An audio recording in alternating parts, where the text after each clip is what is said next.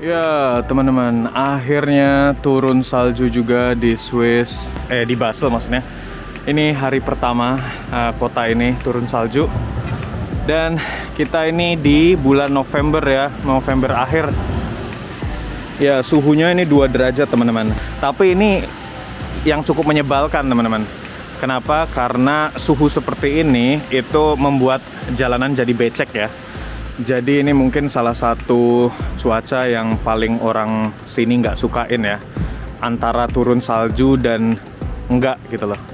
Jadi antara hujan dan turun salju. Karena lebih mending kalau turun salju ya sekalian dingin banget gitu kan. Kalau dingin sekalian jadinya kering. Tapi kalau setengah-setengah gini jadinya basah gitu kan. Tapi mungkin buat kalian ini kelihatan asik sekali ya. Ya kemarin katanya ada yang punya masker yang bisa nggak bikin kacamata ngembun gini ya. Cuman katanya ongkos kirim ke Swissnya yang mahal. Bisa kasih tahu nggak berapa sih ongkos kirim dari Indonesia ke Swiss? Ya di belakang sana teman-teman itu ada pangkalan pengemis ya. Apa ya, udah agak gedek sama mereka gitu. Karena ya kelihatan banget terorganisir gitu kan. Terorganisir jadi mereka berbondong-bondong ke sini dan terus kadang menggunakan manipulasi dengan pura-pura cacat gitu, dan sangat ketara sekali buat orang yang terbiasa tinggal di negara yang banyak pengemisnya gitu ya.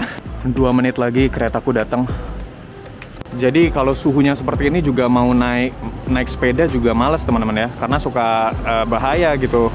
Jadi kita harus ganti roda dan bikin rusak sepeda sebenarnya. Kadang kalau musim dingin itu jalanan dikasih garam ya. Dikasih garam supaya nggak licin, tapi malah itu bikin rusak sepeda teman-teman.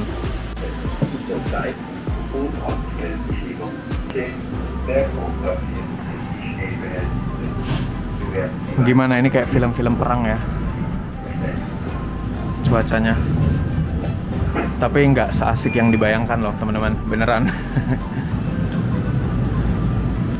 Ya ini jam 8:30. Aku kalau nganterin anakku ke TK itu biasanya kita baru kerjanya jam 8:30 ya. Ya udah teman-teman, ini udah mau nyampe tempat kerjaku. Jadi nanti kita lanjut lagi ya. Kita lanjut nge-vlognya kalau kita makan siang dan kalau pas kita pulang ke rumah. Bye. Ya halo teman-teman, sekarang waktunya makan siang dan kita lanjutin nge-vlognya ya. Aku pengen nunjukin sedikit suasananya kalau abis hujan salju kayak apa ya. Tuh, kalian lihat kan? Jalanannya jadi becek dan masih ada bongkahan-bongkahan salju kayak gini. Tapi ini bakal meleleh ya, bakal meleleh dan sepanjang jalan nanti akan basah. Kalau misalnya besok itu suhunya turun di bawah 0 derajat, maka yang air yang udah di bawah ini itu akan menjadi es. Dan kalau jadi es itu maka akan licin sekali. Dan itu yang paling bahaya buat pejalan kaki, buat sepeda teman-teman. Dan lihat tuh, pejalan kaki dengan santai jalan. Mobil pasti nunggu. Lihat ya, kita tes lagi ya. Wah, nggak ada mobil teman-teman. Oke guys, kita ke toko olahraga bentar yuk. Aku nyari buat winter nih, kita butuh peralatan sedikit. Ya aku nyari sepatu jogging yang bisa buat winter ya, yang ada spike-nya. Sama sarung tangan nih, penting banget nih. Buat musim dingin kalau naik sepeda nggak pakai ini, aduh udah deh. Sakit banget jarinya nanti. Nah, sama sepatu gunung sih penting banget nih ya. Nih buat jalan-jalan kita nih. Ya teman-teman, nggak jadi kita beli, biasa ya. Kita lihat-lihat dulu aja, nanti sambil cari ide. Tapi tadi nggak ketemu tuh. Belum ketemu apa yang aku pengenin. Tuh, beceknya jalanan. Ini nih, kalau turun salju yang belum dingin. Jadi becek-becek gimana gitu. Yaudah, ketemu lagi nanti ya. See you. Oke teman-teman, ini baru aja pulang kerja dan kita jalan sedikit melewati jalan yang agak berbeda ya, supaya kalian agak bisa melihat kota Basel. Dan depannya itu ada gereja yang cukup bagus sih, cantik bangunannya. Sekarang aku mau ke toko sepeda ya, Velo Plus namanya. Wah, keren-keren nih sepedanya. Gile, main mahal juga teman-teman. 50 jutaan. Tapi karbon itu, karbon memang sepeda buat ini ya, racing. Wah, jadi ngiler nih kalau kesini. Buat trekking ini pakai sepeda ini bisa keliling dunia kalian. Ya sebenarnya pakai sepeda apa aja bisa juga sih. Wah, gila, hampir 70 juta teman-teman. Tapi yang ku cari-cari ini ya sebenarnya tas. Aku lagi nyari tas buat sepedaku. Karena biar mudah kalau belanja. Wah, ternyata pilihannya banyak, teman-teman.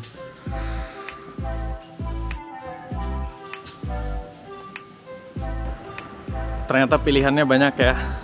Dan ada satu tas dari mereknya Ortlieb. Itu kayaknya cocok buat touring ya.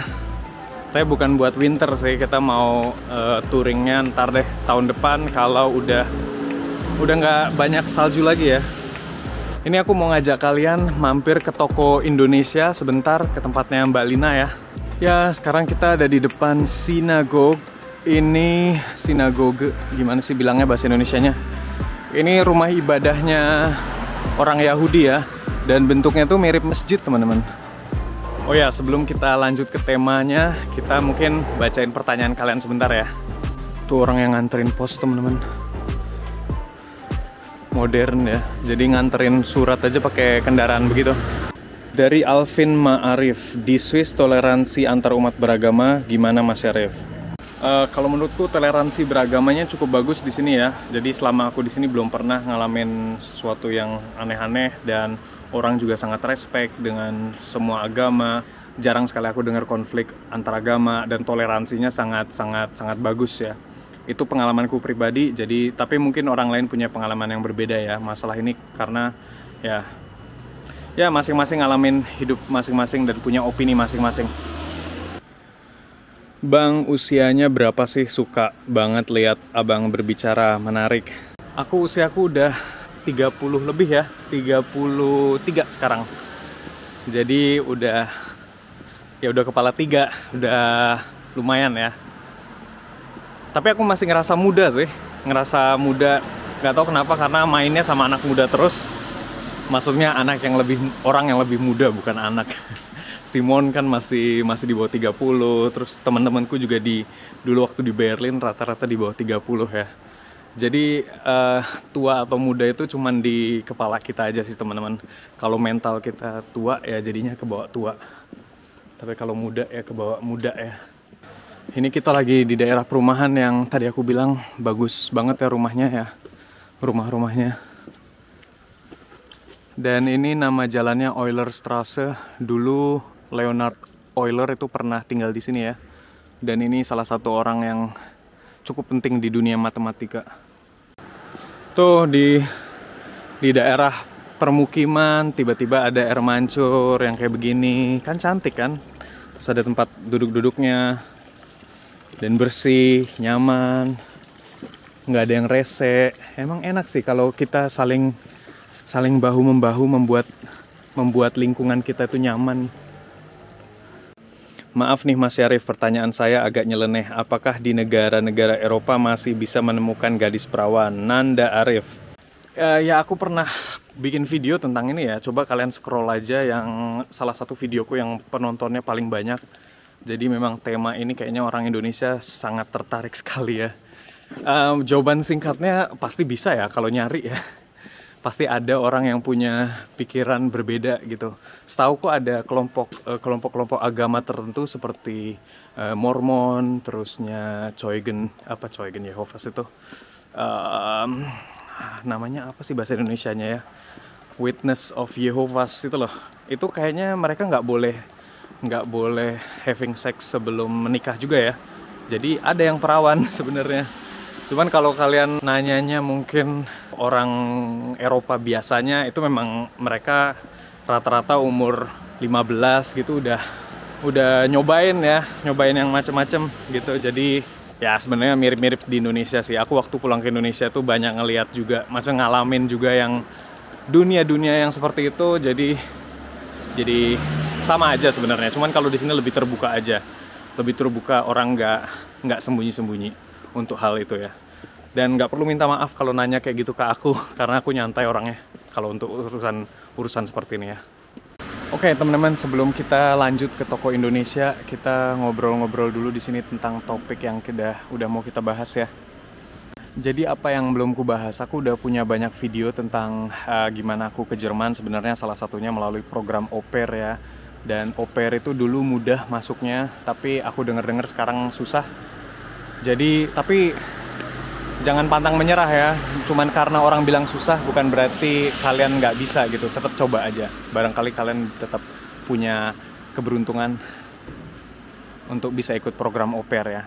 Dan au pair itu dulu kayak pertukaran pelajar, kayak pertukaran budaya. Sebenarnya pada intinya kita jadi ini sih TKI gitu ya, bantu-bantu di rumah orang sebagai tenaga kerja yang lebih murah, dan sebagai gantinya kita bisa belajar bahasa sini sambil ngeliat-ngeliat Swiss juga ya, Jerman maksudnya, dulu waktu aku di Jerman.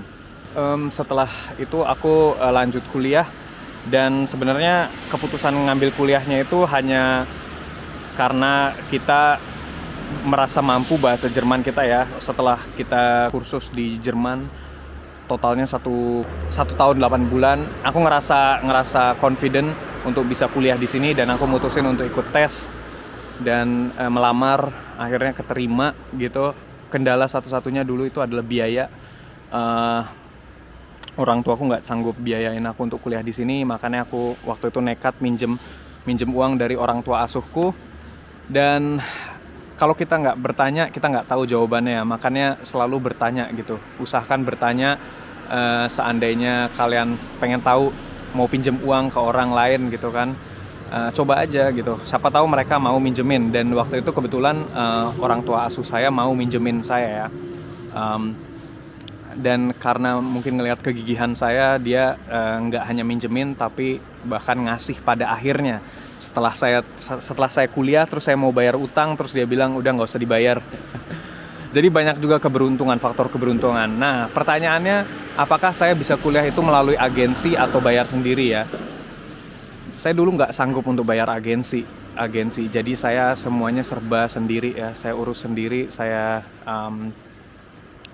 cari informasinya sendiri, saya ke kampus, saya telepon, saya tanya orang yang udah kuliah di sini. Jadi semuanya serba sendiri.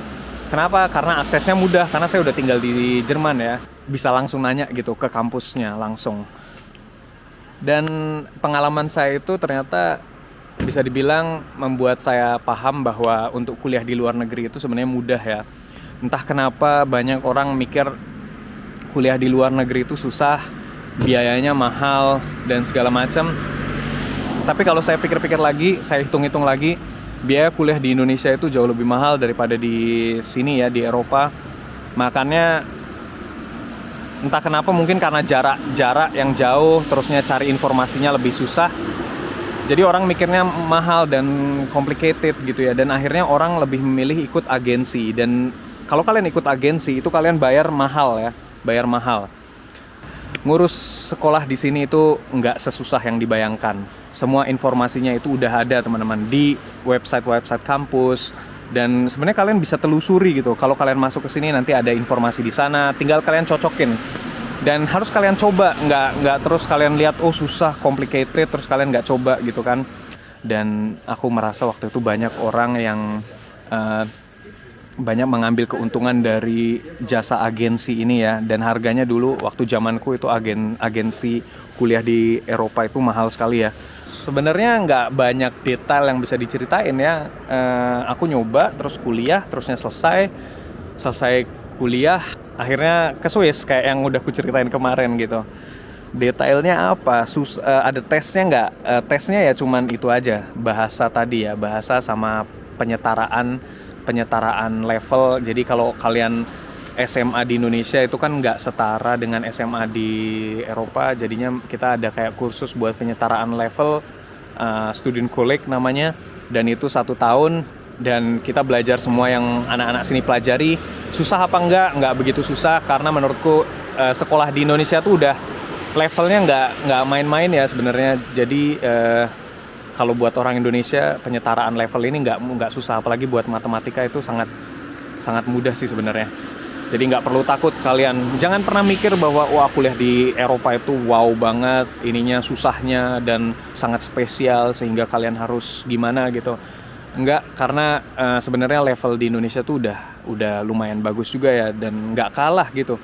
Jangan khawatir kalau buat itu. Kalau mungkin buat kalian yang merasa nilai matematika kalian nggak bagus di Indonesia, di sini bakal kaget ternyata kalian bisa dibilang jadi orang pinter di sini ya. Ya ini mungkin agak berlebihan, tapi maksudku cuma mau ngasih tahu aja levelnya di sini tuh bukan terus karena Eropa terus wow banget, enggak seperti itu. Aku ngerasain kuliah di banyak tempat di Eropa ya. Aku udah pernah kuliah ekonomi walaupun sebentar gitu, pernah kuliah informatika di sini, pernah kuliah ilmu politik. Bukan berarti aku pengen menggampangkan, cuman memang nggak sesusah yang dibayangkan kok. Ya sampai situ aja dulu teman-teman. Banyak sekali sih informasinya, cuman mungkin kalian pertanyaannya lebih detail. Aku tuh butuh pertanyaan yang lebih detail ya. Kalau kalian, tapi jangan gimana tuh. Banyak sering aku dengar pertanyaan, Kak caranya kuliah di sana gimana gitu. Aduh, mau jelasinnya gimana coba. Makanya aku bilang kalau mau nanya yang detail gitu. Kalau kalian nanyanya nggak detail, aku ngerasanya kalian nggak pernah research dulu sebelum nanya. Jadinya ya malas juga jawabnya ya. Juga kalau kalian ke forum-forum di PPI Jerman gitu, kalau kalian nanya gimana caranya kuliah gitu, orang malas jawabnya. Coba kalian research dulu, terusnya kalau ada pertanyaan baru pertanyaan yang spesifik gitu kan. Ya.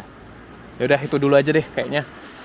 Jadi intinya saya kuliah di Jerman biaya sendiri tanpa agensi, bahkan dengan ilmu saya itu saya bisa bantu orang untuk ke Jerman dengan biaya yang murah ya. Toko Indonesia, dan itu Mbak Lina lagi merenung. Wah lagi ngeliatin apa dia ya? Oh lagi ngeliatin baju. Kita kunjungin yuk.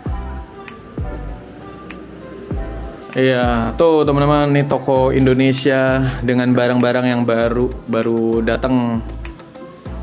Cantik-cantik ya barangnya. Ini kamu ubah lagi Mbak ininya Mbak? Kamu ubah lagi ininya, susunannya? Ya, sedikit. Sedikit. Sedikit fresh. Wow. Barang-barang yang import dari Indonesia ya. Coba nih harganya kalian lihat ya. Barang ini nggak tahu di Indonesia berapa, tapi harganya kalau udah masuk Swiss ya jadi harga sini ya. Nih 3 juta. Terusnya ukiran-ukiran gitu mahal-mahal jadinya. Karena biaya transport ke sini juga mahal teman-teman. Tuh atau itu tuh favoritku tuh, batu hijau ini. Lihat harganya jadi 15 jutaan ya. Batu obsidian. Oh ntar Mbak, aku mau lihat ini dulu, baju ini cantik banget nih. Iya ya. Banyak koleksi batik juga banyak ya. Tuh lihat tuh. Nih teman-teman, baik banget Mbak Lina kalau main kesini selalu dijamu, dan kali ini kita dijamu Indomie. Rasa terbaru. Wah, kangen mas makanan ini. Oke teman-teman, kita cobain ya Indomie. Apa nih tadi rasanya? Daging, rasa daging ya. Udah lebih dari 2 tahun aku nggak makan pop mie ya.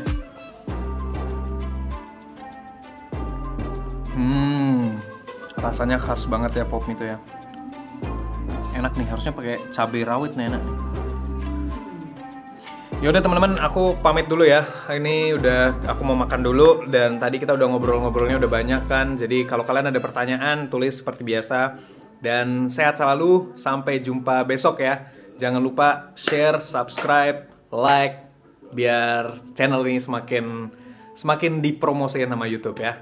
Oke, bye bye. Salam juga buat Mbak Lina. Bye.